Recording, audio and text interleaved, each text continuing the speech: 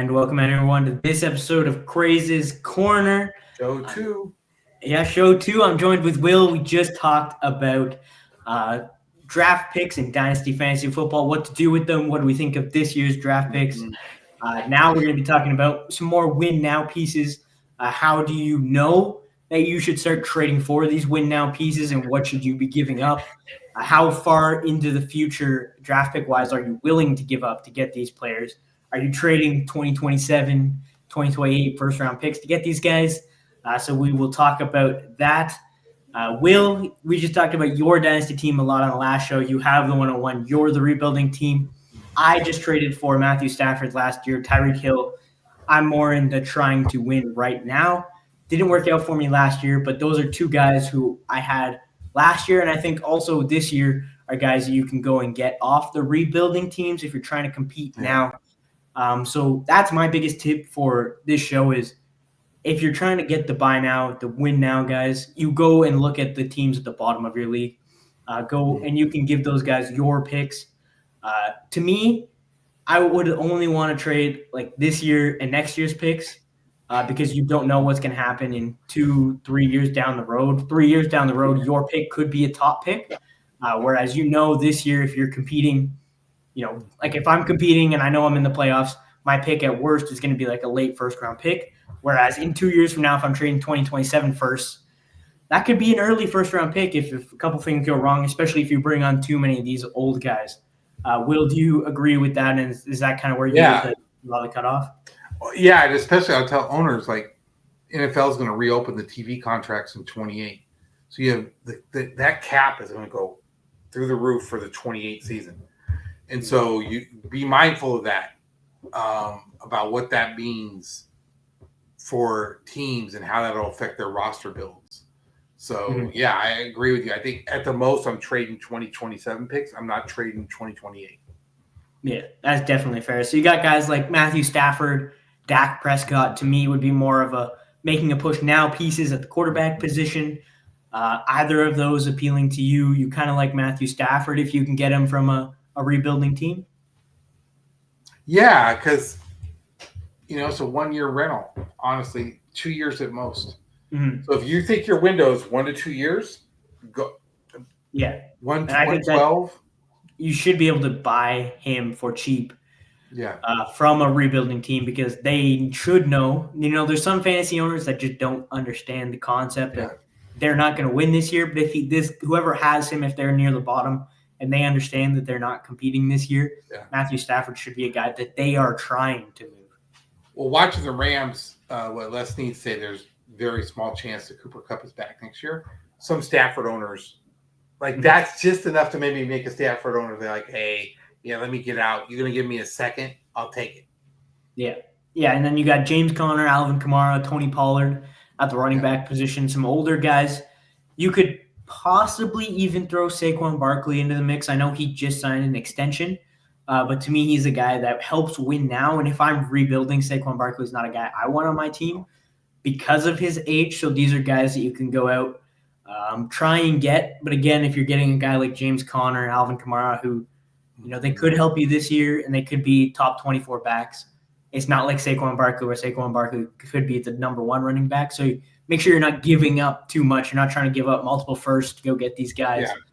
So you just got to be careful. Any running back there that you like if you're a competing team that you think you can get for a value?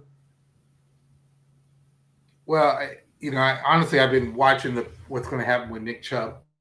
That's the one running back I'm kind of like, what's Cleveland doing? I saw a story yesterday. They said it's going to be hard to keep him.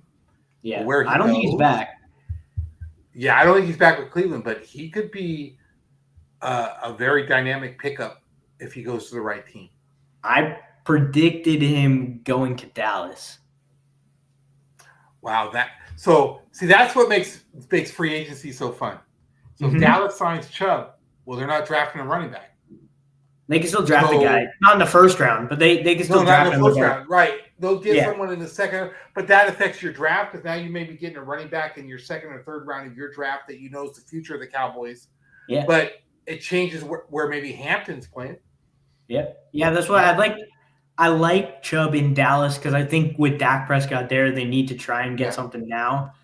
So he kind of matches, and they compare him with a younger guy. But we will see. I do like Chubb if he can end up in the right situation. Then we have some receivers and tight ends. George Kittle and Evan Engram, to me, are both guys that are older. Engram, to me, we just talked about Christian Kirk was released today. So with Brian Thomas there, Evan Engram should be a target hog.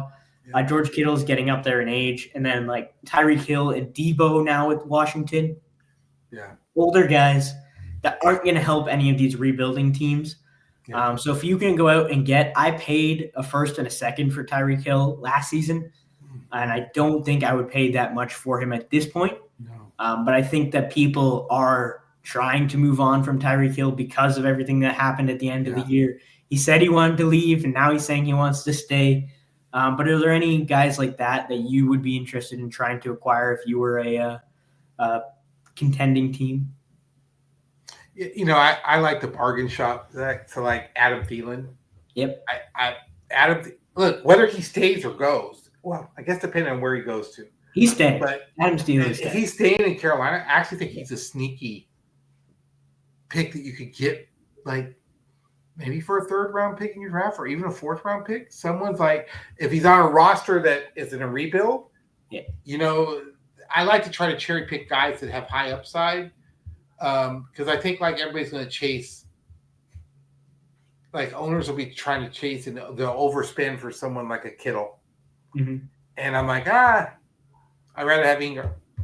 Right. Just, give me some value for where I'm not spending a first round pick. Yeah, that's why I wanted to bring up a couple names. Like Evan Engram to me would be more valuable for this upcoming season than Kittle. And I do like Thielen. I did add him to my list because I was like, Adam Thielen to me. Leggett looked okay at some points last year, but he struggled with the drops. Thielen was kind of the go-to guy in Carolina.